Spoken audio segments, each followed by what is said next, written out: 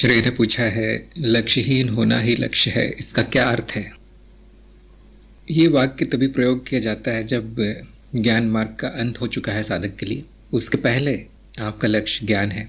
जब ज्ञान हो जाता है तो यही पता चलता है कि सब कुछ पहले से ठीक है, सब कुछ पूर्ण है। और उसके बाद यदि कोई लक्ष्य है तो हम कहते हैं हमें ज्ञान बचा है। ऐसा क्यों है कि सब कुछ पूर्ण है? क्योंकि जो अपूर्णता दिखाई देती है वो अज्ञान के कारण है। जिस दिन ज्ञान हो जाएगा उस दिन पूर्णता दिखाई देगी, उस दिन पूर्णता का बोध होगा और फिर करने को कुछ बचता नहीं है। दूसरी बात, कोई करता है नहीं और ये बुद्धि जो भी लक्ष्य बनाती है वो बहुत छोटा होता है और साधक इन लक्ष्यों के परे चला जाता है। फिर शुरू में ये नहीं कह सकती कि आपका कोई लक्ष्य नहीं है, नहीं तो कोई ज्ञान नहीं होगा, प्रगति नहीं होगी और इस चरण तक आप पहुंच नहीं पाएंगे जहां कह पाए कि मेरा कोई लक्ष्य नहीं है अब। वो ठीक ऐसा ही है जैसे आप किसी दूसरे शहर में और घर आना चाहते हैं तो आपका लक्ष्य है घर पहुंचना। वो घर आकर आपका क्या लक्ष्य होता है? फिर कहाँ जाना है? कहीं नहीं, घर ही अंतिम है। इसी प्रकार ज्ञान मार्ग में जो ज्ञान होता है वो अंतिम है। उसके बाद कुछ पाने का नहीं रहता, कहीं जाने का नहीं रहता, कुछ करने का नहीं रहता है। और ये लक्ष्यहीनता ही किसी भी साधक का लक्ष्य होना चाहिए। फिर उसके बाद भी जीवन क्यों चलना है, उसके बाद भी कर्म क्यों होना है, उसके बाद भी इच्छाएं क्यों हैं? क्योंकि वो मिथ्या है, वो खेल है, उसमें कोई सत्य नहीं है। लक्ष्यहीनता का ये भी अर्थ है कि जो हो रहा है उसको बदलना भी आपका लक्ष्य नहीं होना चाहिए, उसको रोकना भी लक्ष्य नहीं होना चाहिए। इस प्रकार जो जैसा है वैसा पूर्ण है और वैसा चलता रहता है। न उसे छोड़ना है, न कुछ और पकड़ना है, न कुछ रोकना है, न कुछ चलाना है। ये संपूर्ण लक्ष्यहीनता है। और जो खेल हो रहा है जीवन का उसे ठीक वैसा ही होना है जैसा होना चाहिए। गोरखनाथ ने पूछा है, चित्त मन और स्मृति पर प्रकाश डालें। चित्त स्मृति की परती रचना है। मन जो भी मानसिक घटनाएं हैं जैसे विचार, भावनाएं आदि आदि, कल्पना। और स्मृति अर्धस्थायी नाद है। जो अनुभव होते हैं वो नाद पर छाप छोड़ते हैं, उसे हम कहते हैं स्मृति। अंत में वो सब एक ही है। स्मृति, चित्त, मन, नाद, नाद रचना, अनुभव, ये सब एक ही के नाम है। जब रचनाएं थोड़ी थोड़ी अलग दिखने लगती हैं तो उनको अलग अलग नाम दिए जाते हैं। अंत में ये सब माया है, मिथ्या है, इसलिए इसका कोई उपयोग नहीं है। ये जानने का प्रयास कीजिए कि सत्य क्या है। बाकी अर्थहीन है, बाकी सब शब्दों का जाल है। जो निशब्द है वो आपके काम का है, उसको जानने का प्रयास कीजिए। रवि ने पूछा है, चुपचाप बैठे रहने का मन करता है लेकिन काम करना ज़रूरी है, इसके बीच में संतुलन कैसे बनाएं? ऐसे में प्रतिस्पर्धी भावना कैसे बनाए रखें? जैसा कि हम कहते हैं कि जो आवश्यक है वो तो होकर रहता है। जो आवश्यक है वो चुपचाप नहीं बैठने देगा। अगर काम आवश्यक है तो वो होकर रहेगा।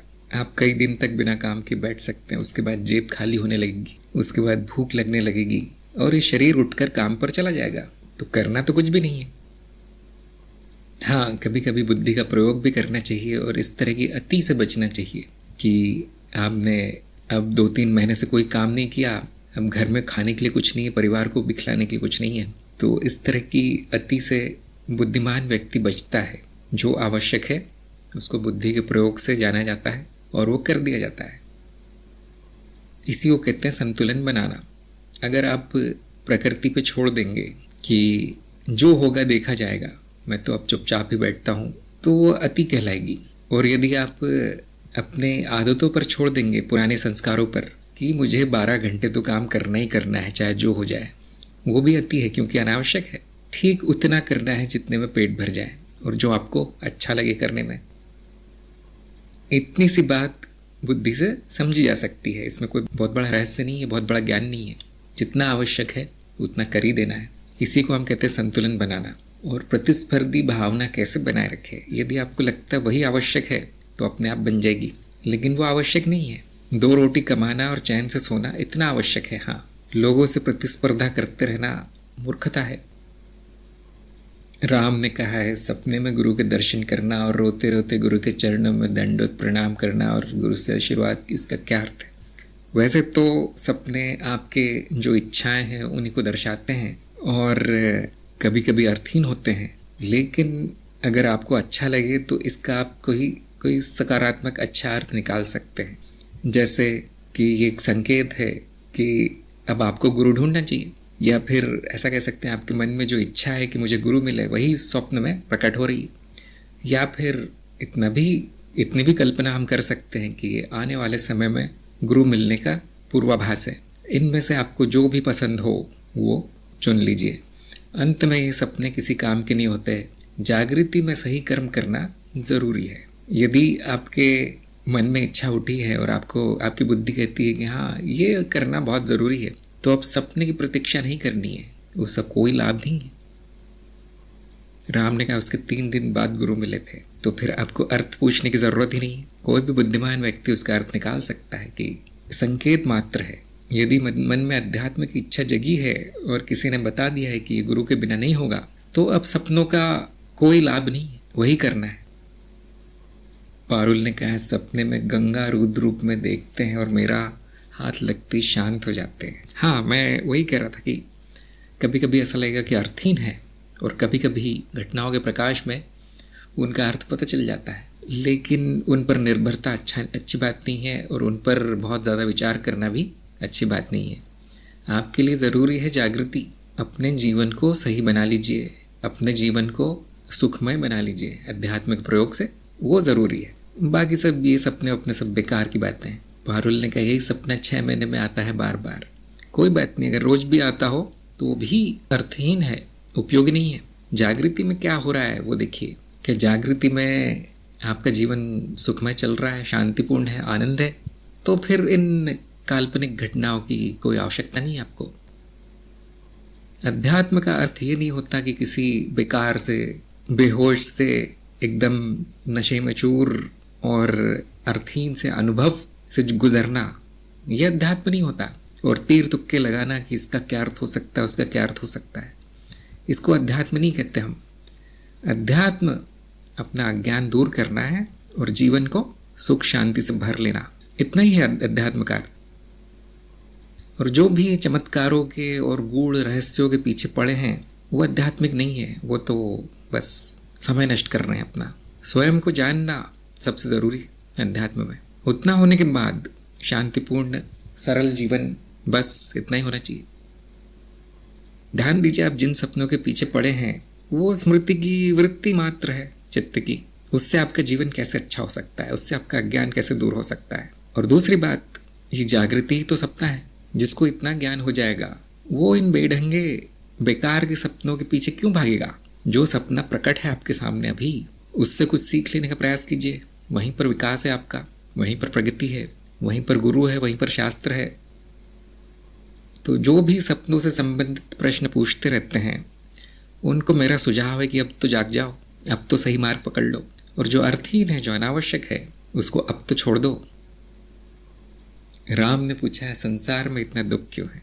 जैसे एक चित्र काले और सफ़ेद दोनों रंगों से मिलकर बनता है, एक सफ़ेद कागज़ पर आप काले रंग से ही चित्र बना सकते हैं, सफ़ेद से नहीं।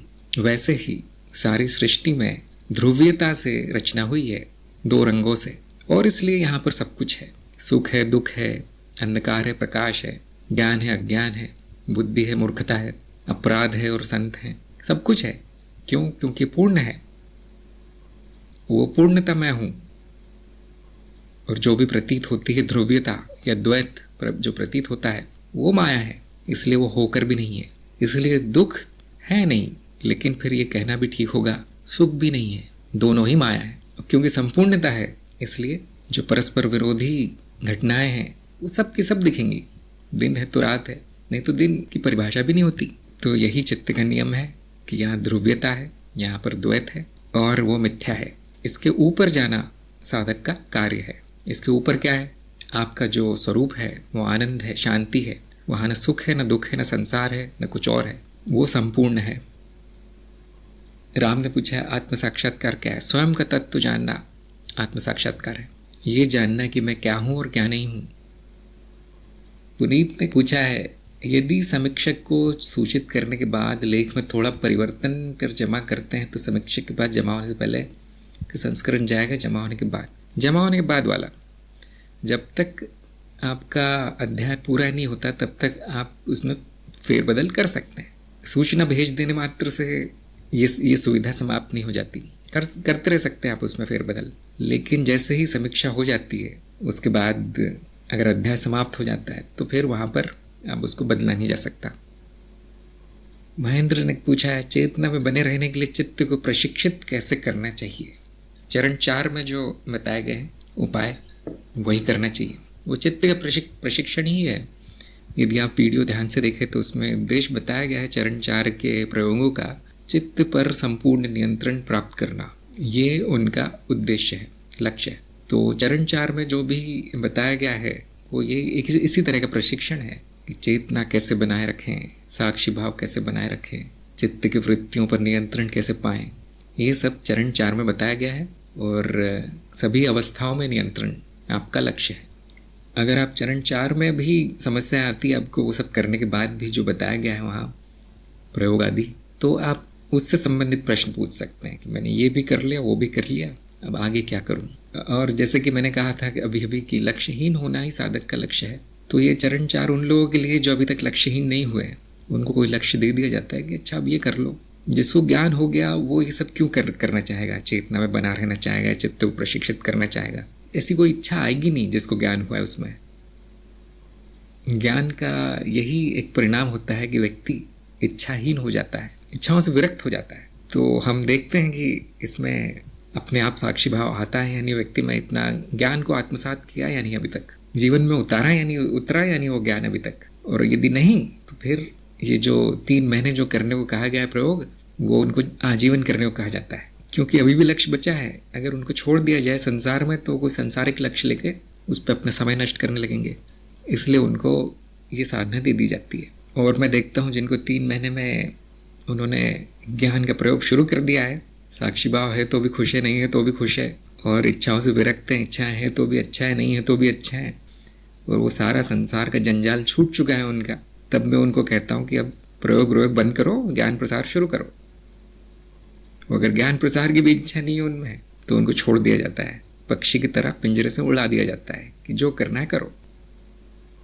राम ने कहा है, मैं अज्ञानी हूँ, ज्ञान नहीं हुआ, मैं मोक्ष की इच्छा रख सकता हूँ, मुझे मोक्ष ही चाहिए। बिल्कुल सही मार्ग, सही गुरु चुनकर साधना आरंभ कर दीजिए। और अगर आपको ये प्रश्न है कौन सा मार्ग चुनूँ, कौन गुरु होने चाहिए, तो गुरु तो आपको मिल ही गए हैं, उन्हीं से पूछ लीजिए जो सपने वाले गुरु हैं आपके। वंदिता ने पूछा है, उत्तरजीविता सुनिश्चित होने तक ज्ञान मार्ग में साधक की प्रगति नहीं हो सकती, तो जो महिला आर्थिक रूप से आत्मनिर्भर होने पर भी सामाजिक व्यवस्था जुड़े भय कारण जीवन के बारे में व्यक्तिगत निर्णय लें स्वतंत्र नहीं है, तो क्या वे साधक बनने के योग्य नहीं है, और क्या ज्ञान मार्ग में उनकी सीमाओं के साथ स्वीकार नहीं किया जा सकता? नहीं, ज्ञान मार्ग में तो सभी का स्वागत है। ज्ञान मार्ग में आप में मुमुक्षत्व, जिज्ञासा, बुद्धि आदि के गुण होने चाहिए, जो कि गुण बताए गए हैं। और इसमें ये भी गुण बताएं कि आत्मनिर्भर होना चाहिए, स्वतंत्र होना चाहिए, आदि आदि।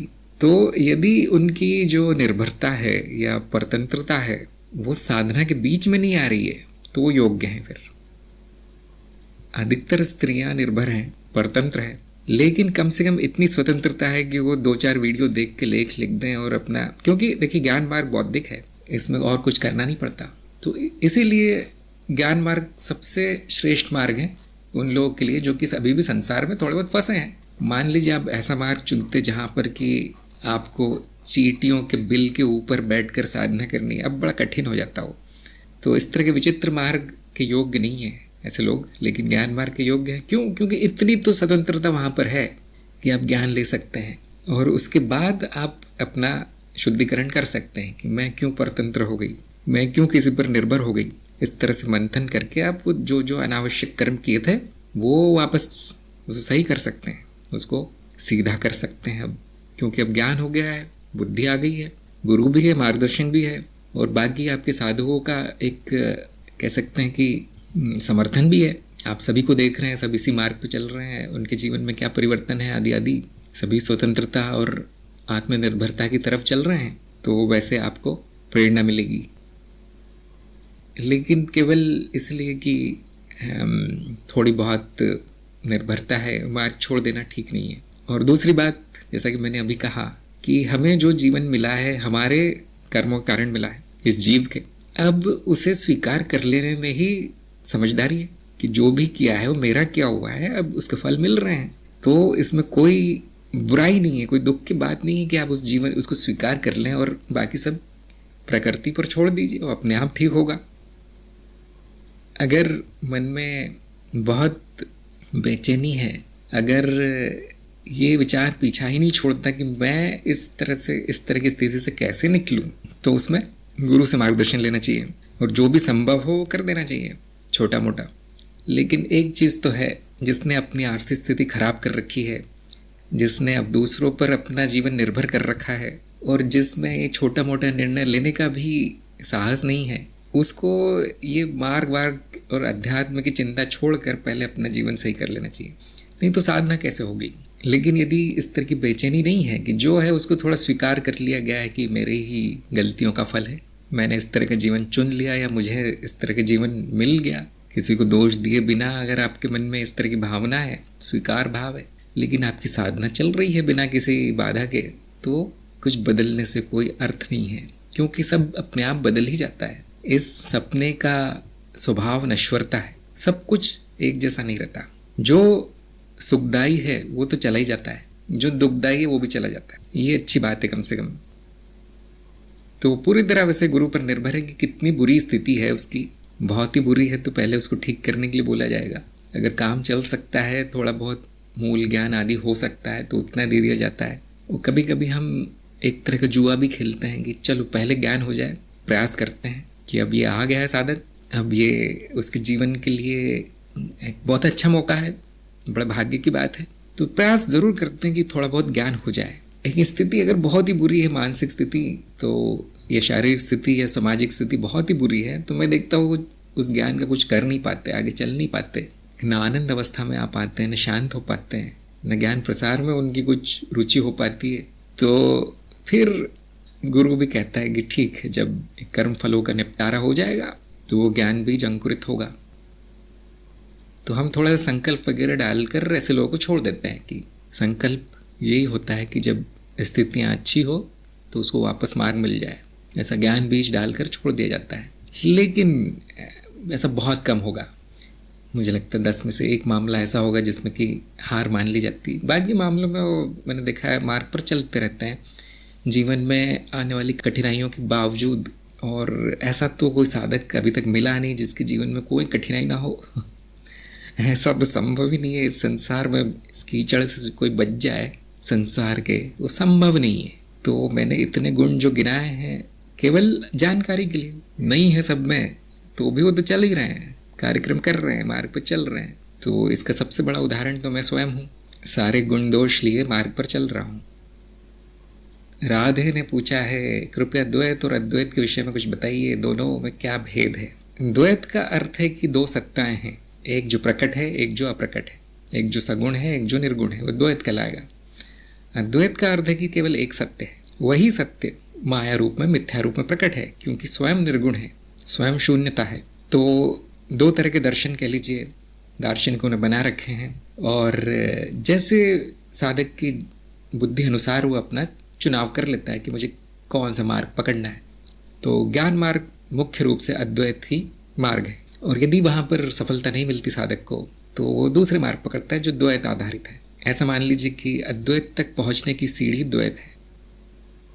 अगला प्रश्न है इनका, अद्वैत की अवस्था में जीव का व्यवहार कैसा होता है। ठीक वैसा ही होता है जैसे अभी है। क्यों? क्योंकि अद्वैत अवस्था अभी भी है, केवल ज्ञान होने मात्र से अवस्था बदल जाएगी ऐसा नहीं है। ज्ञान यही होगा कि सब कुछ पहले से ही एक है, अद्वैत ही है, इसलिए जीव का व्यवहार वैसा ही होता है जैसा पहले था। हाँ, यदि बुद्धि वहाँ पर अधिक है तो वो जीव अपने आप में सुधार लाना शुरू कर देता है। कभी कभी ऐसा देखा गया है कि अपने आप थोड़ा बहुत सुधार होने लगता है जीव में।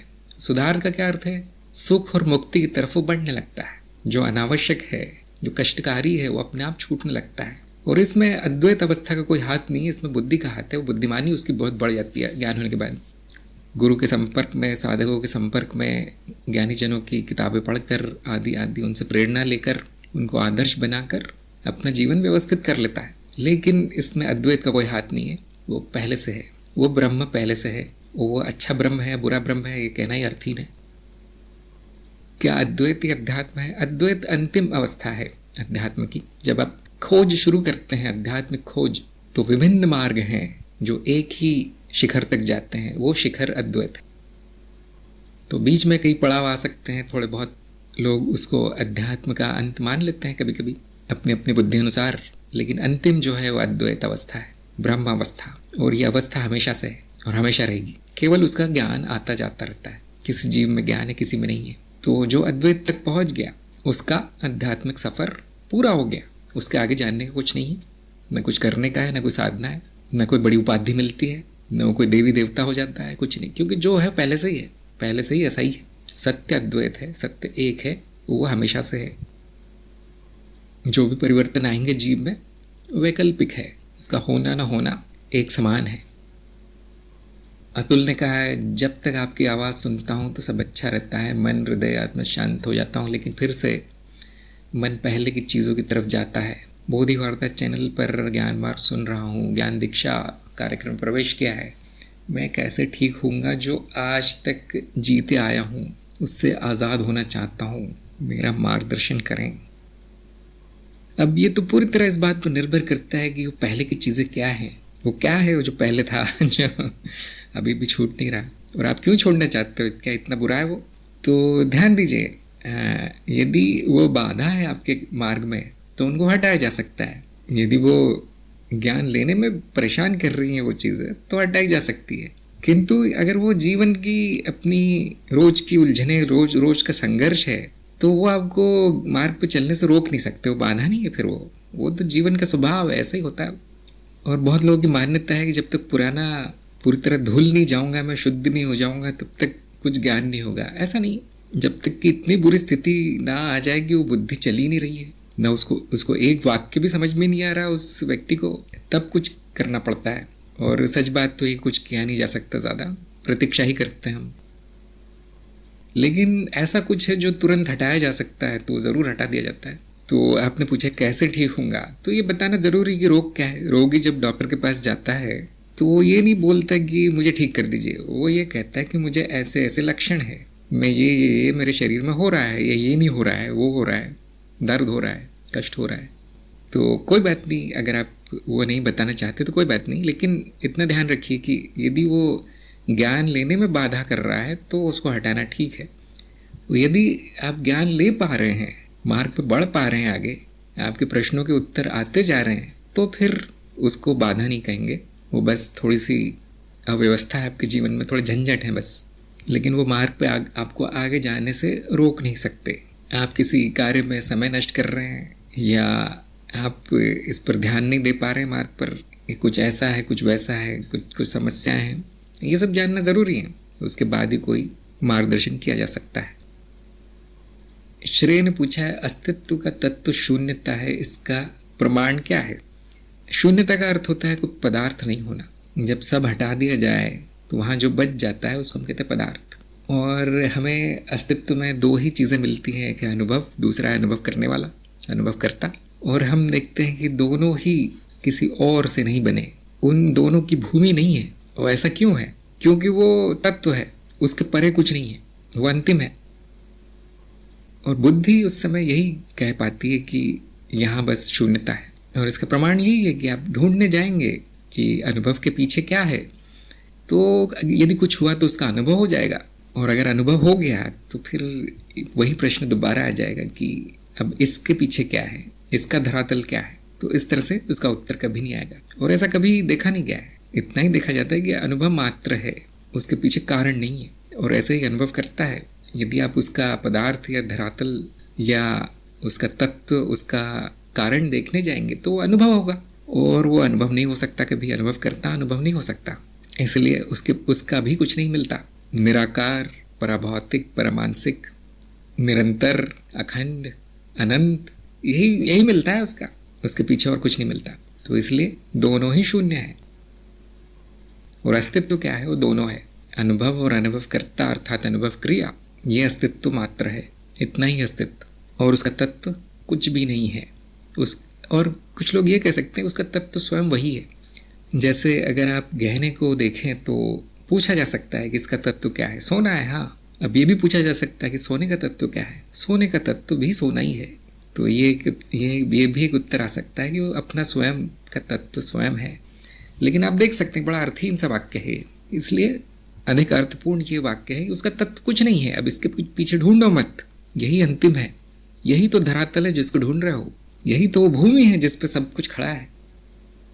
इसीलिए उसका एक शब्द में कह दिया जाता है कि शून्यता उसका तत्व है। फिर आगे बुद्धि को ढूंढने के लिए कुछ भी नहीं मिलता, इसलिए बुद्धि शांत हो जाती है। तो प्रमाण आपको ज्ञान मार्ग पर व्यवस्थित चलकर मिलेगा, वो दिखाया नहीं जा सकता, वो हुआ जा सकता है।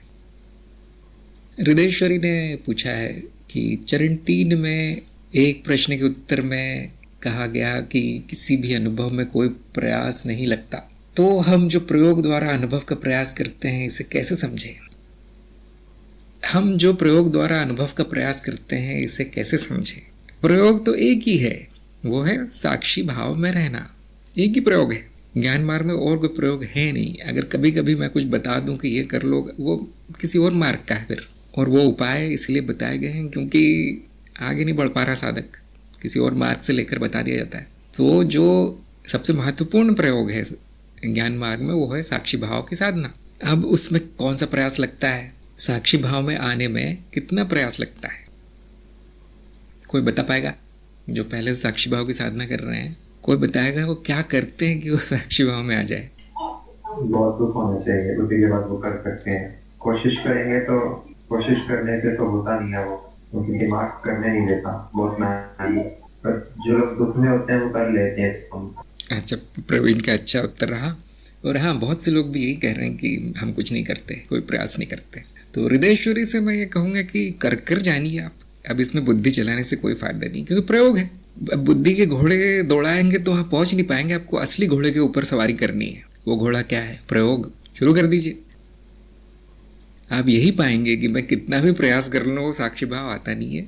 उल्टे प्रयास करने का अर्थ ये है कि साक्षी भाव तो चला गया है। और यदि आपको ये जानकारी हो गई है, ज्ञान हो गया है कि अरे मेरा साक्षी भाव चला गया, उसका अर्थ एक ही होता है कि अभी साक्षी भाव है, इसीलिए मन में विचार आया है। नहीं तो विचार ही नहीं आता, वो तो भुला दिया जाता है। अब इस भुलावे में क्या प्रयास कर सकते हैं, करता है कोई? इस बेहोशी में वो क्या करेगा कि होश आ जाए? संभव नहीं, वो अपने आप आता है। जब आता है तो उसको पकड़ के रखना है बस। वो भी प्रयास की बात नहीं है, अवस्था है, भाव है। देखिए, भाव प्रयास से नहीं होता, प्रयासहीन प्रयास है। तो हम क्यों कहते हैं करते रहो करते रहो? करना तो कुछ है नहीं, फिर क्यों कहते हैं करते रहो? क्योंकि नया नया साधक है, उसको कोई और भाषा समझ में नहीं आएगी। अक्सर हम ये कहते हैं कि साक्षी भाव में रहो, और ये एक तरह का बीज डालने जैसी बात है। उसके मन में बीज डाला जाता है, शांत रहो, आनंद में रहो, तुम अनुभव करता हो, ब्रह्म हो, याद रखो, स्मरण रखो, आत्मविचार करो, भूल जाओ तो नीति नीति करो, प्रमाण नहीं मिले तो दोबारा प्रश्न करो। इस तरह से प्रेरित किया जाता है। लेकिन इसका अर्थ ही नहीं कि उसको कुछ प्रयास करने के लिए कहा गया है। ये बीज डाला गया है ताकि स्मरण आता रहे। मैं क्या हूँ ये जानना सांस लेने से भी आसान है, क्योंकि सांस लेने में थोड़ा सा प्रयास तो लगता है, हवा खींचने में। और ये मैं क्या हूँ वो तो इतना आसान है कि उसमें प्रयास नहीं लगता। फिर लोग इतना क्यों संघर्ष करते हैं साक्षी भाव में आने? क्योंकि शायद नई चीज़ है उनके लिए। ज्ञान थोड़ा सा कच्चा है अभी। जैसे कच्चे चावल आप खाएंगे तो आपको प्रयास करना पड़ेगा चबाने के लिए, वैसे ज्ञान कच्चा है तो थोड़ा सा प्रयास लग जाता है साक्षी भाव आने के लिए। लेकिन वो प्रयास भी ज्ञान की तरफ ही ले जाता है आपको कि दोबारा देखो क्या हो, जांच करो, प्रयोग करो। इस प्रकार से इसमें भाषा की भी सीमा है कि जो करना नहीं है उसको कैसे बताया जाए करने के लिए। होना है, होना है। व्यक्ति अपने आप से थका होना चाहिए, उसके बाद वो करना छोड़ेगा।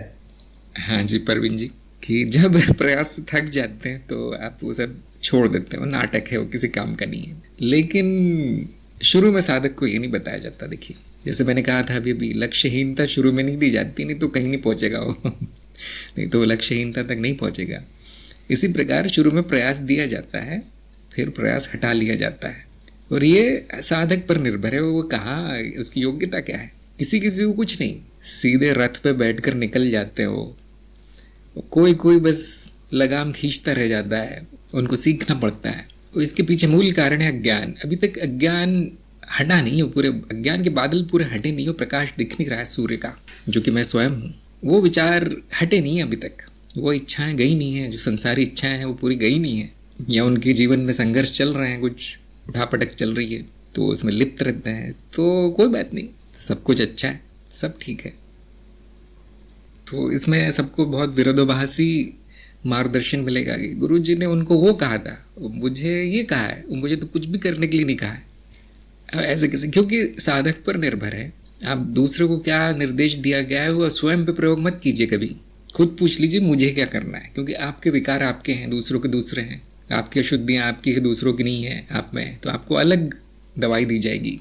तो इसीलिए वो प्रयोग करके ही जाना जा सकता है। अतुल ने कहा है भावनात्मक लगाव से बाहर आना है, एक व्यक्ति के प्रति भावनाओं से ने प्रभावित किया है। जब आपको सुना तो मुझे कुछ जवाब अभी मिले हैं कि सब कुछ मिथ्या है, पर मैं उस स्मृति के प्रभाव से आज़ाद होना चाहता हूँ और भूतकाल से। तो यहाँ पर मैं शब्द का अर्थ आप जब जान जाएंगे तो आप देखेंगे कि पहले से ही आज़ाद हैं, और ये जो चित्त है जिसमें वो स्मृतियाँ पड़ी है वो स्वतंत्र नहीं हो सकता, वो मुक्त नहीं हो सकता। तो इस प्रकार जो भी प्रभाव चित्त पर पड़े हैं उसके परे जाना ही उपाय है, ना कि उसको ठीक करना। क्योंकि आपका स्वभाव चित्त नहीं है, मैं चित्त नहीं हूँ, और उसमें स्मृति या भावनाएं जो भी चलती हैं वो भी मैं नहीं। इतना ही जानना है, और यही आज़ादी है, यही मुक्ति है, यही स्वतंत्रता है। अब आप चाहते हैं कि जो बुरे अनुभव हुए हैं उनका कोई प्रभाव न पड़े, या ऐसा कोई तंत्र मंत्र जादू टोना हो जाएगी वो मैं सब भूल जाऊं और उनका कोई विशेष प्रभाव ना हो, तो ये असंभव है। कर्म का नियम कहता है कि जो कर्म हुआ है उनका फल आएगा। तो इसके लिए सभी को पता होगा कि गरम तवे का उदाहरण सबसे अच्छा है आज तक का। आप चाहते हैं कि मैं गरम तवा छू लूँ लेकिन जलूँ नहीं, ऐसा कैसे संभव है? प्रकृति का यही नियम है। आप इतना कर सकते हैं कि उस अनुभव से सीख सकते हैं कि अगली बार नहीं छूऊंगा मैं। तो आपने जो कर्म किए हैं वो अगली बार नहीं करना है, बस इतना ही। और जैसे जो हाथ जला है वो धीरे धीरे ठीक हो जाता है, घाव भर जाता है, वैसे धीरे धीरे वो चित्त में जो भी अशुद्धियाँ हैं वो निकल जाती हैं, समाप्त हो जाती हैं। अब ये कारण नहीं होना चाहिए कि मैं ज्ञान मार्ग पर नहीं चल सकता, क्योंकि यदि इस कारण नहीं चल पा रहे मार्ग पर तो फिर इससे मुक्ति की कोई गुंजाइश नहीं है, कोई संभावना नहीं है फिर। तो वो ऐसा ही है जैसे एक व्यक्ति जिसको चोट लगी है वो कहता है मैं डॉक्टर के पास तब तक नहीं जाऊंगा जब तक चोट ठीक ना हो जाए। तो वो ये भूल रहा है कि वहाँ जाने के बाद ही चोट ठीक होगी। इसी प्रकार आपका जो मानसिक वृत्तियों से मुक्ति तभी मिलेगी जब आप स्वयं का तत्व जान जाएंगे। उससे पहले तो उसी को मैं मान रखा है, जैसा कि आपके प्रश्न में ही दिख रहा है, मैं उन स्मृति के प्रभाव से आज़ाद होना। तो यहाँ पर मैं का तो अभी तक अर्थ आपको पता नहीं चला है। तो यहाँ पर डॉक्टर है गुरु और दवाई है ज्ञान, और सबसे बड़ा ज्ञान है आत्मज्ञान। उसके बाद इस चित्त में जो भी चलता है वो बिल्कुल ठीक है, जैसा प्रकृति का नियम है वैसा चलता है कर्म का नियम, कि कुछ बुरा घटा है तो उसका बुरा प्रभाव आएगा, कुछ अच्छा घटा है तो उसका अच्छा प्रभाव आएगा। तो कभी कभी अच्छे का बुरा आएगा, कभी कभी बुरे का अच्छा आएगा, सभी संभावना है यहाँ पर। फल क्या आएगा वो आपके नियंत्रण में नहीं है लेकिन कर्म आपके नियंत्रण में है, आगे से वो मत होने देना बस। जो जब तक उस कर्म उस फल को भुगत न ले, उसको पूरा भोग न ले, तब तक वो सीखता नहीं है, ध्यान दीजिए। इसलिए गुरु भी उसको दूर नहीं करता। हाँ, ऐसा संभव है, हो सकता है किसी गुरु को, किसी बड़े आदमी को जादू टोना आता हो और वो आपकी सारी स्मृति साफ कर दे, या कोई गोली आती हो जिससे कि वो बंद हो जाए, लेकिन हम बीच में हस्तक्षेप नहीं करते, छेड़छाड़ नहीं करते। जो नियम है प्रकृति का उसको पूरा होने देते हैं। क्यों? क्योंकि ऐसा तो सभी करने लगेंगे। फिर कुछ गलती की, कहीं जाके वो पूरी ख़त्म करवा दी, नामो निशान मिटवा दिया उसका, और अब दोबारा वही गलती करने के लिए स्वतंत्र है वो व्यक्ति। तो सीखेगा कब? और सीखेगा नहीं तो प्रगति कैसे करेगा? इसलिए गुरु भी वो पूरा फल भोगने देते हैं शिष्य को कि हाँ, कम से कम एक चीज़ तो सीख ली इसने कि भावनाएं बेकार की चीज़ हैं, कि संबंध बंधन है, न व्यक्तियों में सुख है न वस्तुओं में। अगर आपने इतना सीख लिया है तो आपके साथ जो भी घटना हुई है वो लाभदायी है, तो उसका लाभ है, उसका फ़ायदा है। और यदि आप उसको मिटा के बार बार वही करना चाहते हैं, या फिर उसको बस आराम करना चाहते हैं, इस जीवन से सीखना नहीं चाहते, तो वो व्यर्थ हो गया, वो बेकार हो गया। वो अनुभव जो आपको मिला है इस जीवन से, उससे आपने सीखा नहीं तो वो बेकार हो गया। तो अतुल को मेरा यही सुझाव है कि सीख लीजिए, जो आपके साथ हुआ है उसको हटाने से कोई फ़ायदा नहीं है, वो अपने आप हट जाता है। स्वीकार भाव में आइए, क्षमा भाव में आइए, और साक्षी भाव में आइए, साक्षी हो जाइए, अपने आप को जान जाइए। और ये है पूरी दवाई, मतलब ऑपरेशन, दवाई और पथ्य और सब कुछ आपको फ्री दे दिया गया है। लेना न लेना आप निर्णय लीजिए। आशना ने पूछा है, वीडियो में आपने बताया कि अनुभव करता और अनुभव के बीच में रहना है, इसके बारे में कुछ बताया, केवल कहने की बात है, पहले से बीच में आप। ये मैंने तब कहा था जब मैं अनुभव क्रिया समझाने का प्रयास कर रहा था कि वो है क्या। तो आपका ध्यान या तो पूरा अनुभव में चला जाता है कि ये जगत सत्य है, ये शरीर सत्य है, ये संसार सत्य है, समाज सत्य है, आपके आसपास के लोग, उनका अस्तित्व है अपने आप में। या फिर कुछ लोगों का ध्यान पूरा का पूरा अनुभव करता में होता है कि मैं तो यही हूँ, बाकी गया भाड़ में। तो मैंने कहा था ये समाधि नहीं है। फिर बीच में रहो कि ये दोनों मैं हूँ, जो हो रहा है वो मैं हूँ। क्या हो रहा है? अनुभवकर्ता को अनुभव हो रहा है, इससे ज़्यादा अस्तित्व में कुछ है नहीं। वो अनुभव क्या है? वो मिथ्या है। जिसको हो रहा है वो क्या? सत्य है, और दोनों एक ही है। ये हो गई सहज समाधि, प्राकृतिक समाधि, और ये पहले से है। हाँ, चित्त में ये ज्ञान नहीं है, इसीलिए वो ऐसा भ्रम होता है कि ये अवस्था चली गई। ज्ञान होते ही वापस आ जाती है, और उसमें ज़्यादा समय नहीं लगता। और इसी को हम साक्षी भाव भी कह सकते हैं। अधिकतर साक्षी भाव का अर्थ ऐसा लिया जाता है कि मैं साक्षी हूँ, ये बात ध्यान रखना, ये बात स्मरण रखना, क्योंकि वो ज़रूरी है। और फिर अनुभव का क्या? जो हो रहा है उसका क्या? माया का क्या? हाँ, ये भी ध्यान रखना है कि वो जो हो रहा है वो भी मैं हूँ, और वो माया है, वो मेरा मिथ्या रूप है। अब साक्षी भाव की परिभाषा पूर्ण हो गई, उसको छोड़ना नहीं है। छोड़ के कहाँ जाओगे? वो तो आप स्वयं हैं। इसलिए मध्य में रहना है। तो इसलिए ज्ञान मार्गी संसार का त्याग नहीं करता, ना शरीर का त्याग करता है, ना कुछ और करता है, क्योंकि वो सब कुछ वही है। ना उसको किसी से प्रेम होगा, ना किसी से घृणा होगी। क्यों? सब कुछ तो मैं ही हूँ। क्या करूँ मैं? तो ये भाव आता जाता रहता है। कोई बात नहीं, अभी आप नए नए हैं और हमारे पास अनंत काल है, आराम कीजिए। आदित्य ने पूछा है, जीव मिथ्या है, इंद्रियां मिथ्या है, सब कुछ मिथ्या है, बुद्धि मानती पर अनुभव नहीं होता, इसका अनुभव कैसे करना होता है? बहुत आसान है। मिथ्या क्या है? जो परिवर्तनशील है। अब आप देखिए, क्या परिवर्तन हो रहा है? हो रहा है तो अनुभव हो गया कि वो मिथ्या है। ये जो मानदंड है सत्य और असत्य का, ये कैसे निर्धारित हुआ है, ये जानना जरूरी है। उसकी जो परीक्षा है, सत्य है या असत्य है, वो तो बहुत आसान है। देख लीजिए परिवर्तन हो रहा है या नहीं। किंतु वो परिवर्तन जो परिवर्तित हो रहा है, उसको मिथ्या क्यों कहा गया है? वो क्यों मिथ्या है, ये जानना आवश्यक है, ये प्रमाण लेना आवश्यक है। तो मेरा इनको यही सुझाव है कि या तो ज्ञान दीक्षा कार्यक्रम कर लीजिए, या तो त्रिदिवसीय कार्यक्रम कर लीजिए, त्रिज्ञान। दोनों में प्रमाण दिया जाता है। आपको कोई विशेष अनुभव चाहिए तो वो भी बता सकते हैं, वो भी दिलवा दिया जाएगा आपको। आशना ने पूछा है, आत्मज्ञान और ब्रह्म ज्ञान में अंतर क्या हुआ? आत्मज्ञान में इतना जाना जाता है कि मेरा तत्व क्या है, ब्रह्म ज्ञान में एकता को जाना जाता है। और ऐसा नहीं कि दोनों अलग अलग ज्ञान है, आप कह लीजिए दोनों एक ही तरह का ज्ञान है, मेरा ही ज्ञान है। लेकिन ब्रह्म ज्ञान थोड़ा सा एक कदम आगे ले जाता है आपको। आत्मज्ञान ये बताता है कि जो परिवर्तनशील है वो मेरा तत्व नहीं है, और ब्रह्म ज्ञान ये बताता है कि जो परिवर्तनशील है वो मेरा तत्व नहीं होकर भी मैं हूँ। अंत में अंतर नहीं है, बस सीढ़ी है। आत्मज्ञान ब्रह्म तक पहुँचने की सीढ़ी है। जब तक आप तत्व नहीं जानेंगे तो तब तक वो नहीं जान पाएंगे जो एक है, जो अद्वैत है। और ब्रह्म ज्ञान के प्रकाश में आत्मज्ञान बिल्कुल सही दिख पड़ता है। राधे ने पूछा, अगर मैं का होना मिथ्या है, मेरा होना भ्रम मात्र है, तो फिर जब मैं हूँ ही नहीं तो फिर मैं अनुभव करता कैसे? जब मैं हूँ नहीं तो साक्षी कौन है? बहुत अच्छा प्रश्न है आपका।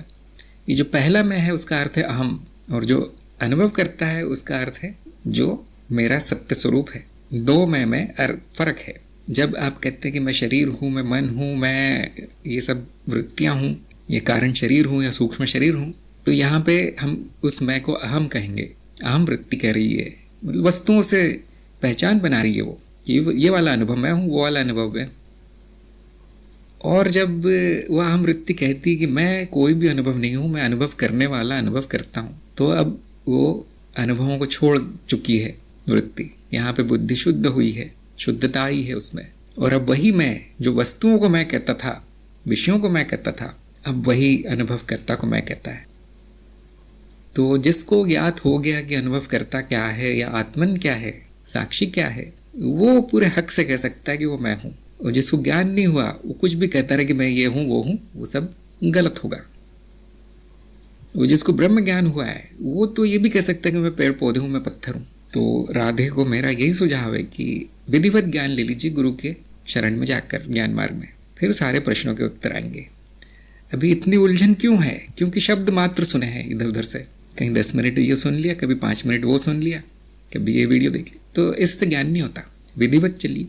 तो जैसे कि हम कहते हैं, मैं की घड़ी दिखाई गई एक वीडियो में कि मैं की घड़ी जो सुई है वो चलती रहती है, तरह तरह के अनुभवों से गुजरती रहती है।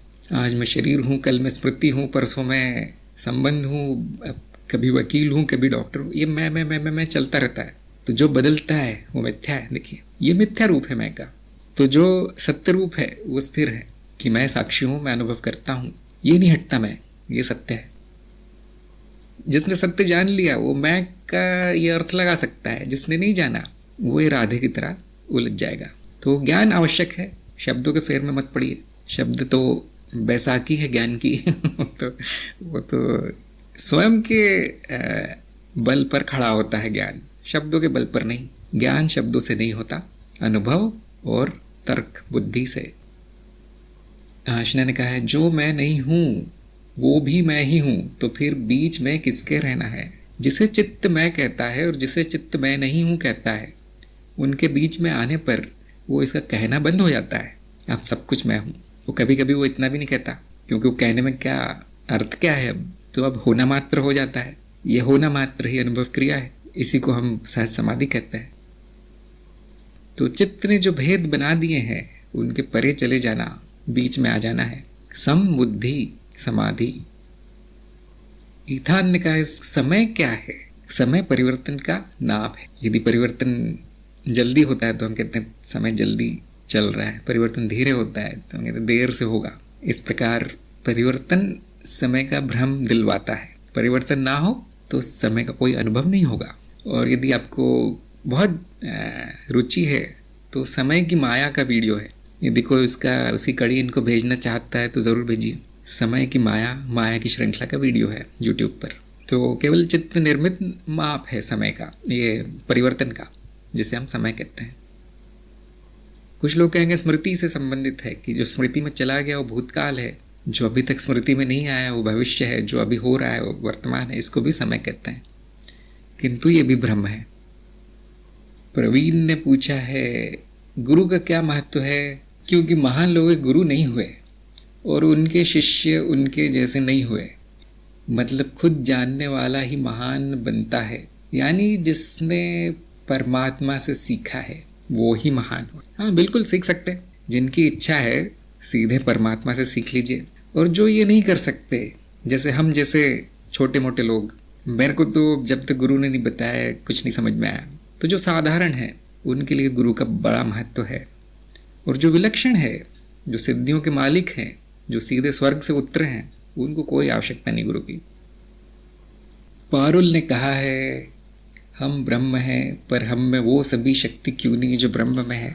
जो ब्रह्म में शक्तियां हैं उन्हीं के कारण आप है। आप ये कह रहे हैं कि जीव में वो सब क्यों नहीं है जो ब्रह्म में है। ये जीव प्रभाव है। जीव को ब्रह्म कहना ऐसे ही है जैसे बूंद को सागर कहना। तो जीव ब्रह्म का रूप है। देखिए, ये मनुष्य वो नहीं हो सकता जो संपूर्णता है, लेकिन संपूर्णता मनुष्य हो सकती है। हाँ, और दूसरी बात कि आप तो ब्रह्म ही हैं, तो फिर ब्रह्म की शक्तियाँ आप ही क्यों हुई। यहाँ पर उलझन क्या हो रही है कि आप कह रहे हैं कि मुझे सिखाया गया कि मैं ब्रह्म हूँ, लेकिन मैं मानती हूँ कि मैं मनुष्य हूँ, अब मुझे ब्रह्म की शक्ति दिलवाइए। तो यहाँ पे बुद्धि दो दिशाओं में भाग रही है। या तो ये पूरी तरह से स्थापित कर लीजिए कि आप ब्रह्म हैं, फिर उसकी शक्तियाँ, गलतियाँ और गुण दोष सब आपके हो गए। या तो फिर ये मान लीजिए कि मैं मनुष्य हूँ और फिर आपका कुछ भी नहीं है। फिर ये मांगना या ये उम्मीद रखना ही अर्थहीन है कि मुझ में वो शक्तियाँ आ जाएं जो संपूर्णता की है, क्योंकि मैं तो छोटा सा भाग हूँ, कण मात्र हूँ, धूल का कण हूँ। यदि आप ब्रह्म हैं तो सब कुछ आप ही हैं, फिर उसका सब कुछ आप ही का है। और यदि आप मनुष्य हैं तो कुछ भी नहीं है फिर। तो ये दोनों दिशाओं में से एक चुन लीजिए कोई पहले, दोनों को मिलाने में कोई अर्थ नहीं है। कमल ने कहा है, निर्विकल्प समाधि ये है कि अनुभव और अनुभवकर्ता एक ही है, जैसा कि आपकी शरण में आने पर पता चला। अब तो समाधि के अलावा कोई विकल्प ही नहीं है। इससे पहले शब्द तो ऐसा लगता था पता नहीं क्या है, अपने सहज कर दिया। हाँ, लेकिन निर्विकल्प नहीं कहा है हमने, सहज समाधि कहा है, जो कि कुछ करने से आएगी नहीं, क्योंकि पहले से है। तो आपका कहना बिल्कुल सही है कि सहज है, सरल है, लेकिन शब्द गलत चुन लिया आपने। मनीष ने पूछा है मन के विचार कैसे रोकें। तो रोकना भी नहीं चाहिए। जैसे सभी परतों की वृत्तियां चल रही है, शरीर की, भावनाओं की, विचारों की, बुद्धि की, स्मृति की, जन्म की, मृत्यु की, कारण शरीर की, वैसे ये भी चल रही है। अगर ये विचार रोक देंगे तो आप पशुओं से भी नीचे चले जाएंगे, पेड़ पौधे जैसे हो जाएंगे। अगर ये मशीन का जो कार्य बंद कर दिया गया है तो मशीन बेकार हो जाएगी, पत्थर जैसे हो जाएंगे, जैसे शव होता है। मरा हुआ व्यक्ति है जो विचार नहीं करता, यदि जीवित है तो जरूर कुछ ना कुछ चलेगा उसमें। अब प्रश्न ये है, सही प्रश्न ये है कि उपयोगी विचार कैसे करूं और अनुपयोगी विचार कैसे रोकूं। तो इसमें बुद्धि का बहुत हाथ है। बुद्धिमान व्यक्ति जान जाता है कौन सा विचार उपयोगी है, कौन सा विचार उपयोगी नहीं है, क्या उपयोग है इन विचारों का, ये जान जाता है। और जो उपयोगी वो करता है, जो अनुपयोगी है उसको छोड़ देता है। अगर आ भी गया मन में तो कोई बात नहीं, कचरे के ढेर है, तो लाखों करोड़ों हैं, तो जितने चाहे आते रहते हैं, उनको छोड़ देना है, उन पर कर्म नहीं होना है। तो इससे भी बड़ा प्रश्न ये है कि वो जो आता है वो आने दो मन में, क्योंकि वो तो बस मशीन की तरह चलता है। वो जो स्मृति में है उसको बार बार प्रकट करता रहता है, नाद प्रकट होता रहता है, गूंज उठती रहती है स्मृति की, जिसके अनुभव आपको होते हैं, जिसको आप विचार कहते हैं। अब उसमें से सही कर्म कैसे हो, ये बड़ा प्रश्न है कि भले कोई भी विचार आते रहे मन में, वो विचार ही कर्म में बदले जो मेरे लिए उपयोगी है। मेरे लिए क्या उपयोगी है? मेरे लिए सुख और मुक्ति उपयोगी है, और कुछ नहीं। सुख और मुक्ति कैसे मिले? ज्ञान से। ज्ञान कैसे मिलेगा? ज्ञान मार्ग पे, और कहीं नहीं मिलेगा। तो ये विचार अति उत्तम विचार है कि अब मुझे ज्ञान मार्ग पर चलकर ज्ञान लेना शुरू करना चाहिए। ज्ञान होने के बाद वो मन अपने आप काबू में आ जाएगा, उसकी लगाम आपके हाथ में आ जाएगी। अब वो कुछ भी करता रहे, हमेशा सही कर्म होंगे। अगर कर्म बिगड़ भी गया तो उसका फल हमेशा अच्छा मिलेगा, हमेशा कुछ सिखा देगा आपको, और ऐसे प्रगति होगी। अगर आप मन को रोक के बैठ जाएंगे तो बस वो जीवन पत्थर जैसा हो जाएगा। तो बुद्धिमानी इसी में है कि जो ये उपकरण मिला है हमें, मनोशरीर यंत्र मिला है, उसका संपूर्ण उपयोग किया जाए। और उसका उपयोग है स्वयं को जान लेने में। न मैं मन हूँ न विचार हूँ, इतना जान लेने में उसका उपयोग है। उसको शस्त्र की तरह उपयोग करना है, उसको धार लगाना है, न कि उसको फेंक देना है, न कि उसको तोड़ना है। तो शायद मनीष का यही प्रश्न होगा कि जो बुरे विचार उठते हैं वो कैसे रोकूं। जैसे कि मैंने अभी भी बताया, अच्छे कर्म कीजिए, जो पुराना हो गया उससे शिक्षा लीजिए, उसको दोहराइए नहीं। जो पुराना धीरे धीरे अपनी ऊर्जा खो देगा, चला जाएगा। और अगर आपके कर्म हमेशा सही होते रहे तो ये स्थिति दोबारा नहीं आएगी। ये बुद्धिमानी है। अगर आप अभी भी जादू की गोली ढूंढ रहे हैं कि मन पत्थर कैसे हो जाए, तो फिर आपको कोई बड़ा गुरु ढूंढना पड़ेगा। आशना ने कहा है ब्रह्म ज्ञान क्लियर नहीं हुआ, कोई बात नहीं। आप पहले आत्मज्ञान में स्थिर हो जाइए, मैं क्या हूँ उस भाव में स्थिर हो जाइए, फिर चिंता करेंगे ब्रह्म ज्ञान की। वो ज़रूरी नहीं है, ब्रह्म ज्ञान ज़रूरी नहीं है, दार्शनिकों का खेल है। ज्ञान यही होता है कि पहले से ही ब्रह्म हूँ, इसलिए जो ज़रूरी है वो पहले वहाँ पर स्थिर हो जाइए। आत्मज्ञान, स्वयं का ज्ञान, वो ज़रूरी है। यदि ये सारा संसार मैं नहीं मालूम पड़ता, ऐसा आपको सपने में भी नहीं सोच सकते कि ये सारे लोग मैं हूँ, हो ही नहीं सकता। ये विचार बुद्धि में चल रहे हैं तो कोई बात नहीं, अभी समय नहीं आया है, अभी सही समय नहीं आया है। यदि अपने तत्व का ज्ञान हो गया है, क्या है जो नहीं बदलता, क्या है जो पर्दे के समान है जिस पर ये सारे अनुभव चल रहे हैं, क्या है जो नित्य है, क्या है जो शून्य है, क्या है जिसको अनुभव होते हैं सारे, उस अवस्था में स्थित रहिए, जिसको हम कहते हैं साक्षी भाव। और जो मैं नहीं हूँ वो भी मैं कैसे हूँ, ये जानने की अभी ज़रूरत नहीं है आपको। अभी 10-15 साल साक्षी भाव में बिता लीजिए। कमल ने कहा है साक्षी भाव भी तो एक अनुभव ही है। हाँ, चित्त वृत्ति है साक्षी भाव, जिसमें कि अपनी पहचान मनोशरीर यंत्र से हटाकर बार बार अनुभव करता की ओर ले जाना है। चित्त की वृत्ति है, और यदि आप ऐसा करते हैं तो कुछ लाभ है, नहीं करते तो कोई हानि नहीं है, चिंता की बात नहीं है। प्रवीण ने पूछा मौन रखना क्या साक्षी होने में मदद करेगा? नहीं, मौन आपकी चित्तवृत्ति को नियंत्रित करेगा, और वो भी उन्हीं लोगों के लिए बताया जाता है जो चुप नहीं रह सकते, जो घंटों बोलते रहते हैं या बेमतलब बोलते हैं, जो जब तक 4 जगह फ़ोन नहीं कर ले उनको शांति नहीं मिलती, खाना नहीं पचता। ऐसे लोगों को मौन रखने के लिए कहा जाता है, क्योंकि नियंत्रण के बाहर चला गया है उनका। लेकिन साक्षी भाव होने के बाद मौन आ जाएगा, ये बात तय है। उल्टा है, मौन से आपका साक्षी भाव नहीं आएगा, लेकिन साक्षी भाव के बाद मौन अपने आप आ जाएगा। क्यों? क्योंकि वो सब दिखने लगेंगी वृत्तियाँ, कि जो अनावश्यक चल रहा है मन में वो दिखने लगेगा, और जो मन में होता है वही जुबान में होता है, वही वाणी होती है, जो विचार होते हैं वही भावनाएं होती हैं, तो वो सब भी शांत हो जाएगा। तो जब आप बोलना बंद करते हैं तो एक तरह का यांत्रिक काम है, किसी तरह का दमन है एक तरह का, लेकिन जब आप साक्षी होते हैं तो प्राकृतिक है। अब किस तरह का मौन मिलेगा आपको? विचारों का मौन, अनावश्यक विचार बंद हो जाएंगे, वाणी का मौन, अनावश्यक बोलना बंद हो जाएगा, और कर्मों का मौन, अनावश्यक कर्म बंद हो जाएंगे। तो जैसे कि मैंने कहा, कुछ लाभ होता है इसका साक्षी भाव का। अगर ये सब होता भी रहे तो कोई बात नहीं, ब्रह्म के उल्टे सीधे रूप भी बहुत हैं, कोई बात नहीं। हमें सभी से निभा लेना है, सभी को संभाल लेना है, क्योंकि प्रगति होती है सबकी, किसी की धीरे होती है, किसी की जल्दी होती है। सहनशीलता भी रखनी चाहिए कभी कभी। जिस तरह हम बाकी लोगों से साथ सहनशील रूप से व्यवहार करते हैं, उसी तरह का स्वयं के साथ भी, इस मनुष्य शरीर के साथ भी क्षमा भाव का व्यवहार करना चाहिए कि हाँ, इसको अभी यही चाहिए, अभी ज़्यादा ही बोलता है, अभी ज़्यादा ही सोचता है, कोई बात नहीं, एक दिन प्रगति हो जाएगी इस जीव की। इस तरह से आप शांति को लाना चाहेंगे तो नहीं आती, उस पर प्रयास करना छोड़ देंगे तो शांति शांति है। राधे ने कहा, आपको कहते सुना है कि माया में कुछ भी अनुभव किया जा सकता है। इसका क्या अर्थ है? इसका अर्थ है कि माया अनंत है, अनंत संभावना है, यहाँ कुछ भी प्रकट हो सकता है। अब मुझे ये अनुभव कब मिलेगा, मुझे ये प्रमाण कब मिलेगा कि यहाँ कुछ भी प्रकट हो सकता है, कुछ भी अनुभव किया जा सकता है? जब तक मनुष्य रूप की सीमा है तब तक नहीं मिलेगा, और इसीलिए उपाय उसका है विकास कर लेना मनुष्य होने के ऊपर, क्योंकि मनुष्य का अनुभव सीमित ही रहेगा। क्योंकि मनुष्य का अनुभव सीमित है, इसलिए ये अनुमान लगाना कि संपूर्ण माया इतनी सी है, ठीक नहीं है, ये अनुमान गलत है। क्योंकि अनंत संभावना है, इसलिए कोई भी माया, कोई भी अनुभव प्रकट हो सकता है, ये अनुमान सही अनुमान है। तो हाँ, कोई भी अनुभव हो सकता है, लेकिन मनुष्य रूप में सीमित अनुभव होंगे। मनुष्य रूप का अनुभव समाप्त होने पर थोड़ी सी सीमा बढ़ जाएगी। आदित्य ने कहा है कि अस्तित्व में जो हो रहा है क्या सब पहले से ही निर्धारित है? मेरा अनुभव जुलाई माह में यूट्यूब में पहली बार अचानक से बोधिवार्ता चैनल सामने आया था। नहीं, अस्तित्व में नहीं, अस्तित्व में अनंत संभावना है, कुछ भी हो सकता है। जैसा कि मैंने अभी भी बताया, क्या पूर्व निर्धारित है आपका प्रारब्ध? जैसे आप बाजार जाते हैं तो एक सूची बना के जाते हैं कि ये करना है, मुझे ये खरीदना है, ये बिल भरना है, इस आदमी से मिलना है, और तरह तरह के कामों की सूची बना के, लिस्ट बना के आप जाते हैं। वैसे ही आपने जब मनुष्य जन्म लिया है तो एक सूची बना के आए हैं, साथ में लेकर आए हैं कि मुझे यहाँ ये करना है, उसे हम कहते हैं प्रारब्ध। और जैसे आप जो सूची में लिखा है वो खरीद के ले ही आते हैं, वो काम कर ही देते हैं। हम कहते हैं पहले से लिखा था, ये तो होना ही था, इसीलिए तो मैं आया था, पूर्व निर्धारित था, वो निर्धारित करके ही आप आए थे।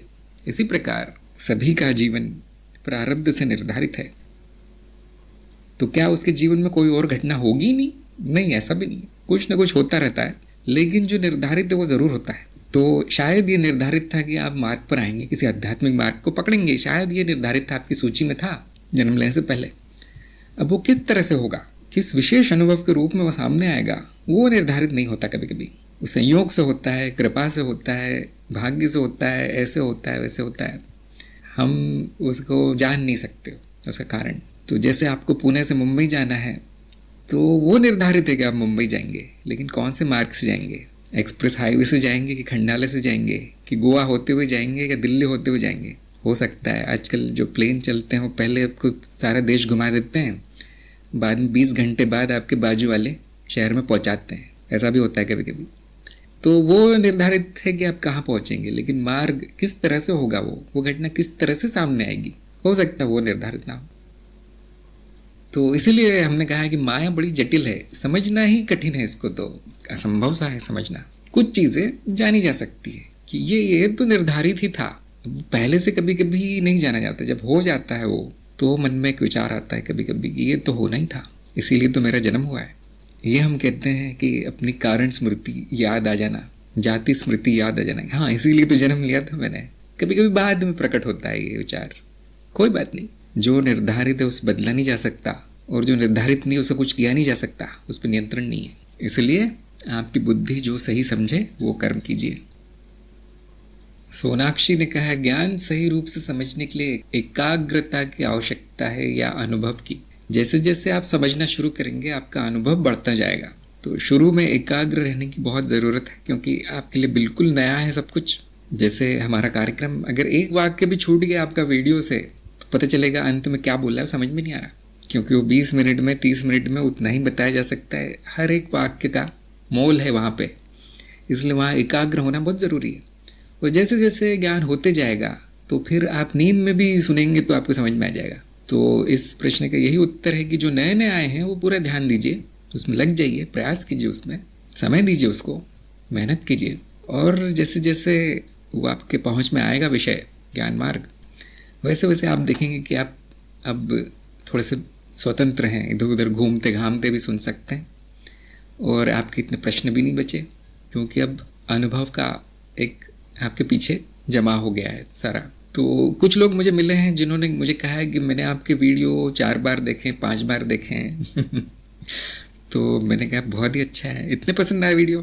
तो वो कहते हैं हाँ पसंद तो आए, लेकिन वो पहली बार में समझ में ही नहीं आता क्या बोला आपने, और जब दूसरी तीसरी बार मैं सुनता हूँ तो उसमें वो चीज़ें होती है जो कि पहली बार पता भी नहीं चली थी कि वो भी है, वो बातें भी समझ में आती है। तो यहाँ पे ये चीज़ कार्य कर रही है कि जैसे जैसे ज्ञान होता है वैसे वैसे बुद्धि बढ़ती है, और जैसे जैसे बुद्धि बढ़ती है वैसे वैसे ज्ञान बढ़ता है। इसलिए आपको उसी किताब में या उसी प्रवचन में, उसी वीडियो में नई नई चीज़ें देखने को मिल जाती है। ये पहली बार तो मेरे पता ही नहीं चला कि ये भी लिखा था यहाँ, ऐसा होगा आपके साथ। तो हाँ, दोहराव करना कभी कभी ज़रूरी होता है, दोहराना ज़रूरी होता है। इसलिए हम लेख लिखवाते हैं कि क्योंकि यदि आप लिखेंगे नहीं तो वो तो ऐसे ही उड़ जाएगा, वो तो ना उस पर कोई ध्यान देगा, ना उसे कोई याद रखेगा। और इसीलिए ज्ञान होता नहीं, क्योंकि लोग उसको विधिवत करते नहीं है। जैसे आपने बचपन में विधिवत शिक्षा ली है, आपको वो क ख ग कितनी बार लिखवाया गया, 100 बार क लिखो, 100 बार ख लिखो, और आपकी आदत इतनी हो गई थी कि आप दीवारों पर भी वही लिखने लगते थे, फिर मम्मी की डांट खाते थे। तो ऐसे ही कोई भी चीज़ सीखनी है आपको, किसी भी चीज़ में निपुणता हासिल करनी है, पांडित्य, तो उसको विधिवत सीखना पड़ता है। तो मेरा भी यही सुझाव रहेगा कि 2-3 बार ज़रूर देख लीजिए सभी वीडियो, और जैसे जैसे वो ज्ञान कोश आपके स्मृति में जमा होता जाएगा वैसे वैसे उसकी ज़रूरत कम होती जाएगी। फिर दोहराव जो है उससे लाभ होना कम हो जाएगा, क्योंकि वही वही चीज़ें हैं। यहाँ तक कि आप कोई भी किताब उठा लीजिए ज्ञान मार्ग की, आपको लगेगा कितनी बार पढ़ी हुई है मैंने, क्यों? वो सब वही लिखा है सब जगह। फिर आप किसी भी गुरु को सुन लीजिए संसार के, दुनिया के, ठीक वही बोलता हुआ पाया जाएगा जो हमारे वीडियो में। सारे शास्त्र, वेद, उपनिषद, गीता आदि सब ऐसे लगने लगेंगे दोहरा रहे हैं बस वो जो मैं पहले से जानता हूँ। तो इसका अर्थ है कि अब पांडित्य आ गया है, अब निपुणता आ गई है, अब आपको और शिक्षा लेने की ज़रूरत नहीं है। जब उसमें ज्ञान में नयापन न रहे तो मतलब अब हो गया है सब, और जब कोई नया प्रश्न भी ना आए मतलब अब प्रश्न करना भी नहीं है, ज्ञान हो गया है। अब उस ज्ञान का प्रयोग करना है जिसे जो करना चाहते हैं। प्रवीण ने पूछा है संसार क्यों बनाया? ऐसा तो कुछ हुआ नहीं, जो भी आपको दिखाई देता है वो सपना है। अब ये पूछ सकते हैं सपना क्यों बनाया? सपना ही मैं हूँ, बनाया नहीं है, ये मैं ही हूँ। सपना और सपना देखने वाला एक ही है, वो मैं हूँ। और अब इसका प्रमाण कैसे मिले? अभी बात सत्य है असत्य है कैसे जानेंगे? ये ज़रूरी काम है, ये बड़ा काम है, और इसके लिए आपको सही मार्ग, सही गुरु चुनकर साधना शुरू करनी है। प्रवीण ने कहा सपना शुरू हुआ और मैं खुद को भूल गया, दुखी हुआ, मैं बाहर जाने की राह ढूंढ रहा हूँ। बहुत अच्छी बात है, आप में अगर ये इच्छा आ गई है मुक्ति की तो प्रार्थना कीजिए, सही मार्ग सही गुरु मिल जाएगा। और जब मिल जाए तो मौका छोड़ना नहीं है, बस साधना में लग जाना है। सभी प्रश्नों का अंत हो जाएगा, और जब सभी प्रश्नों का अंत हो जाएगा तो शांति मिलेगी, तो आनंद होगा। प्रवीण ने पूछा तो मैंने खुद को खो दिया मतलब सपना शुरू किया, पर क्यों? ऐसा नहीं है, यही तो अज्ञान है कि मैं चला गया हूँ, सपना आ गया है मेरी जगह। ऐसा तो हो नहीं सकता। क्या मैं भूल गया हूँ कि मैं सपना देख रहा हूँ? ऐसा भी नहीं हो सकता, क्योंकि जो सपना देख रहा है उसमें ना भूलना है ना याद रखना है, वो केवल है। तो मनुष्य के गुण अपने तत्व पर नहीं आरोपित किए जा सकते। वो न भूलता है, न शुरू करता है, न बंद करता है, कुछ नहीं करता, वो अनुभव करता है, केवल दृष्टा है। तो प्रवीण को भी मेरा ही सुझाव रहेगा, अपने स्वरूप को जान लीजिए। मैं क्या हूँ, मैं कौन हूँ, जान लीजिए। क्या मैं करता हूँ, क्या मैं कुछ यहाँ पर चल रहा है, कोई क्रियाएं चल रही है, प्रक्रियाएं चल रही हैं, कुछ रचना कर रहा हूँ। और इन सब प्रश्नों के उत्तर आने के बाद शांति आएगी, जब तक स्वयं को अच्छे से नहीं जाना है तब तक कुछ भी जानना संभव नहीं है। और जिसने स्वयं को जान लिया वो सब कुछ जान लिया। क्या मेरा शुरुआत है, क्या मेरा अंत है, क्या मेरा जन्म है, क्या मेरी मृत्यु है, क्या मेरा पुनर्जन्म है, इन प्रश्नों के उत्तर जब आ जाएंगे तो ये सारी उलझन समाप्त हो जाएगी। राधे ने पूछा है, कुछ कारणवश मैं भी ज्ञान मार्ग में व्यवस्थित नहीं चल सकता, कुछ समय बाद ही मैं कार्यक्रम कर सकता हूँ, चरणबद्ध चल सकता हूँ, तो क्या तब तक मेरा सत्संग में आना किसी तरह से गलत है? क्या मुझे कोई प्रश्न भी नहीं करना चाहिए?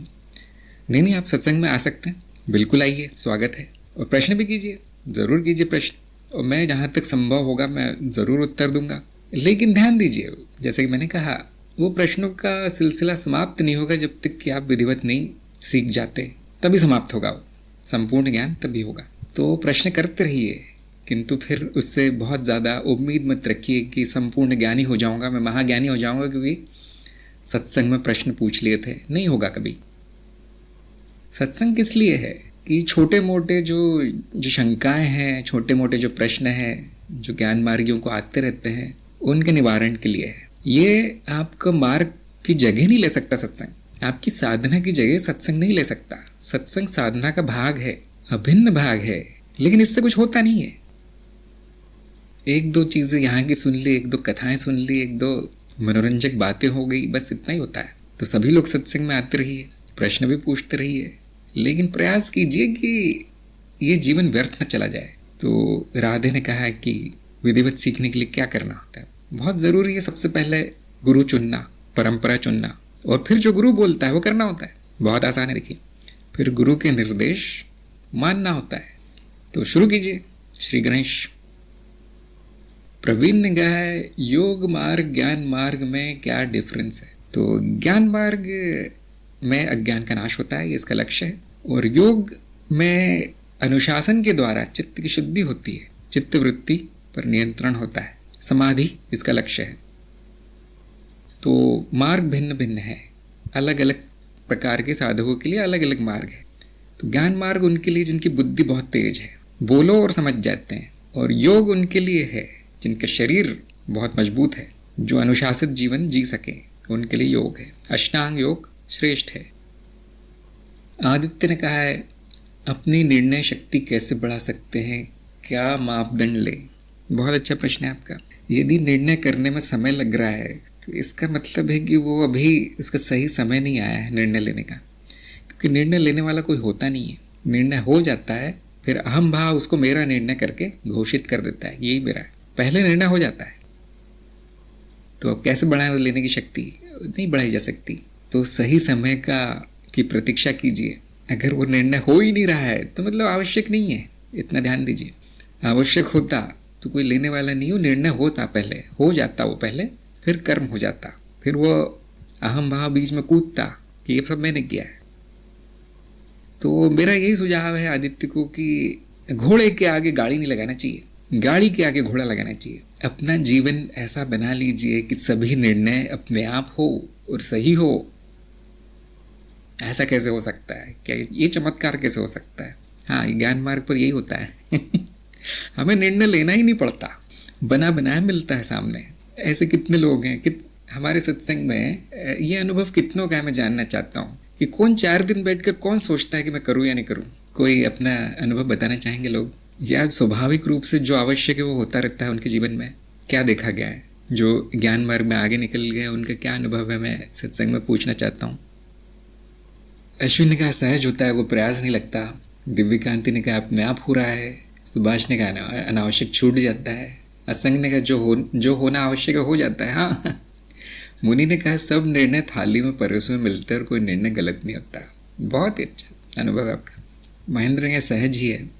हाँ, देखिए कि ये निर्णय शक्ति नाम की कोई चीज़ होती नहीं है। आपको निर्णय तभी लेना पड़ता है अक्सर जब जो स्थितियाँ हैं मजबूर करती है, नहीं तो व्यक्ति खुश रहता है, आराम करता है, निर्णय नहीं लेता। ज्ञान होने के बाद इतना बड़ा स्पष्ट रहता है कि क्या करना है, निर्णय लेने की ज़रूरत नहीं पड़ती, बड़ा स्पष्ट होता है। इसको ज़्यादा बताना भी कठिन है कि ऐसा कैसे हो सकता है, क्योंकि जिनको अनुभव हुआ है वो जान पाएंगे। जैसे अंधे को पूर्णिमा का चांद नहीं बताया जा सकता। तो आदित्य को मेरा यही सुझाव है, चलते रही मार्ग पर, अपने आप बढ़ जाएगी, निर्णय शक्ति बढ़नी होगी तो। प्रवीण ने कहा है तो ज्ञान को जानने के लिए योग या भक्ति करनी पड़ेगी क्या? सिर्फ वचन ज्ञान आत्म बिना भक्ति या योग जान सकती है? पहले तो मार्ग चुन लीजिए, आप आपकी पसंद का मार्ग चुन लीजिए और जो गुरु बताता है वैसे निर्देश पे चलिए। इतना सा है काम, इतना निर्णय लेना है आपको कि मेरे लिए कौन सा मार्ग उचित है और उस पर चलना शुरू करना है। और आपको स्वयं ही समझ में आ जाएगा वो मार्ग सही है या नहीं, क्या करना पड़ेगा क्या नहीं करना पड़ेगा। राधे ने कहा है ये बोधि वार्ता कार्यक्रम क्या है? ऐसा तो कोई कार्यक्रम है नहीं, लेकिन ज्ञान दीक्षा कार्यक्रम है जिसमें ज्ञान मार्ग ऑनलाइन उसकी साधना करवाई जाती है। कमल ने कहा है मैंने अस्तित्व से प्रार्थना की मुझे सच्चा गुरु मिले, तो YouTube पे आपकी वीडियो सामने आई और मुझे इस मार्ग पे चलने के लिए कोई निर्णय नहीं लेना पड़ा, मैं अपने आप चल पड़ा। हाँ जी, देखिए जो निर्णय लेने में संघर्ष कर रहा है या तो सही समय नहीं आया उस निर्णय लेने का, या तो फिर कोई और कारण है। निर्णय तो हो जाता है, किया नहीं जाता। किशोर ने कहा मैं बोल कर पूछना चाहता हूँ। हाँ जी, पूछ लीजिए। प्रणाम गुरुजी, मैं ये अभी ज्ञान मार्ग में कार्यक्रम में पढ़ चुका हूँ और समझ लिया है, पर अभी ऐसा समझने के बाद और एक जिज्ञासा होती कि मीन्स जो आपके जो सभी वीडियो मैंने देखे हैं उसके बाद जो सूक्ष्म शरीर है या ब्रह्म है या दूसरे लोग हैं वो सब जानने की जिज्ञासा होती है।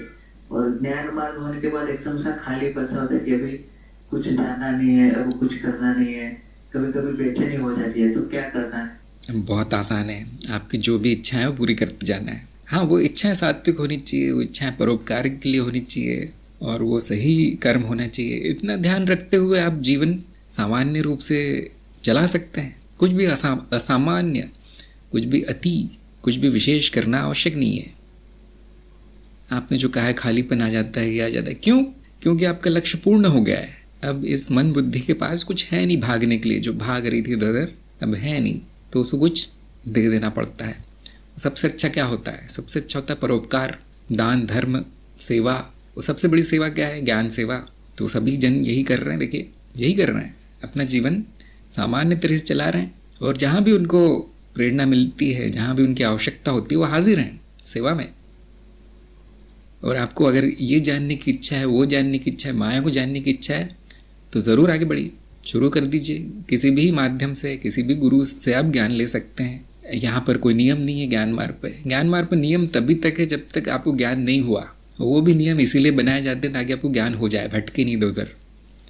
उसके बाद छुट्टी, स्कूल की छुट्टी हो जाती है। तो ज़रूर कीजिए, आप अपनी इच्छाएं पूरी कीजिए और अपना जो भी विषयों में आपको रुचि है उनको पढ़ते रहिए, सुनते रहिए, प्रयोग करते रहिए।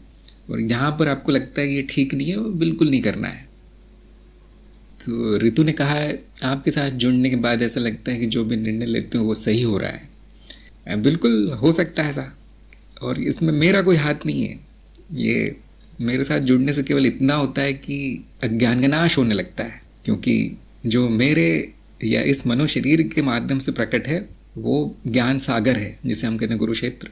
इस जीव में अशुद्धियों के होते हुए भी काफ़ी अच्छी तरह से व्यक्त हो पा रहा है, और उसका आपको लाभ मिल रहा है। उस ज्ञान के कारण आप जो भी निर्णय लेते हैं वो सही होता है। उसको हम कृपा भी कह सकते हैं कि कृपा हुई आप पर। लेकिन हाँ, इसका श्रेय मुझे नहीं जाता, मेरा कोई लेना देना, मेरा कोई हाथ नहीं इसमें। आदित्य ने कहा है जीवन में अनुभव हुआ है कि कई निर्णय गलत लिए थे जिनसे बहुत तकलीफ उठानी पड़ी। ऐसा तो होगा ही, सुख दुख जीवन में होगा ही, सही गलत निर्णय होंगे ही। लेकिन अगर ये नहीं होगा तो जीवन ही नहीं होगा फिर। तो जैसे आप कहीं जाते हैं तो कभी चढ़ाई आती, कभी उतार आता है। चढ़ाई में पेट्रोल ज़्यादा खर्च हो जाता है, उतार में आराम से चलती गाड़ी। वैसे ही जीवन है। इससे नहीं डरना है कि तकलीफ हुई और मैंने गलत निर्णय, ये देखना है कि मैंने कुछ सीखा या नहीं। जो भी निर्णय लिए उनसे कुछ सीखा या नहीं। जितनी बार भी तकलीफ हुई वो उसके पार में गई या नहीं, उसको पार किया या नहीं। नहीं तो जीवन व्यर्थ है। जीवन इसलिए व्यर्थ नहीं कि उसमें कुछ दुख आते हैं या सुख आते हैं या विफलता मिलती है, सफलता मिलती है, इसलिए नहीं वो व्यर्थ है। वो इसलिए व्यर्थ जाता है कि आपने कुछ सीखा नहीं, आपकी प्रगति नहीं हुई। वो सब होकर भी आपने कुछ सीखा नहीं। यदि आपने सीखा है तो इन घटनाओं के बावजूद आपका जीवन सफल है। जैसे बहुत लोग होते हैं ना, मैंने ये नहीं मुझे ये नहीं मिला, मुझे वो नहीं मिला, मुझे रुपए पैसा नहीं मिला, मुझे पद नहीं प्रतिष्ठा नहीं मिली, मुझे प्रेम नहीं मिला, मुझे व्यक्ति नहीं मिला, तो कोई बात नहीं। मिलता क्या है यहाँ? यहाँ तो कुछ नहीं मिलता। यहाँ तो शरीर का एक एक कण भी मिट्टी में मिलता है। आप कुछ लेने नहीं आए, सीखने आए। तो सीखा क्या आपने? मिला तो कुछ नहीं, कोई बात नहीं, वो तो कभी नहीं मिलेगा। सीखा क्या? नहीं सीखा तो व्यर्थ हो गया, फिर जन्म व्यर्थ हो गया। थोड़ा भी सीख लिया आपने काफ़ी है, काफ़ी है। अब पार्टी होनी चाहिए। सबसे बड़ी पार्टी मृत्यु है, सबसे बड़ा उत्सव यहाँ से छूटना है। और उस दिन बड़ी पार्टी होनी चाहिए जब आप हमेशा के लिए छूट जाओ इस संसार से। क्यों? ग्रेजुएट हो गया, अब डिग्री मिली है आपको, देवयोनी, अब नहीं आना पड़ेगा। जो सीखेगा नहीं वो आता रहेगा, उसको फेल कर करके निचले वर्गों में डाला जाएगा। इसे कहते हैं हम अवनति, पतन। जो सीखेगा उसका विकास होगा, प्रगति, जीव की प्रगति। बस इतना होगा कि आप सीखेंगे ज़रूर, ऐसा नहीं कि आगे नहीं जाएंगे, ज़रूर जाएंगे, लेकिन आध्यात्मिक मार्ग पकड़ते ही, गुरु मिलते ही तेज हो जाती प्रगति। बस अनावश्यक जो व्यर्थ हो रहा था समय, वो बच जाता है। बस इतना कष्ट नहीं झेलना पड़ता। मेरा ये अनुभव है। अब मैं चाहता हूँ आप लोगों को भी ऐसे ही हो, इसलिए प्रयास किया जा रहा है सारा। तो प्रगति करते रहिए, आगे बढ़ते रहिए, सुनते रहिए, सत्संग में आते रहिए। यहाँ पर हम आज का सत्संग समाप्त करते हैं। सभी का सत्संग में आने के लिए बहुत बहुत धन्यवाद। हम मिलेंगे अगली बार। नमस्कार।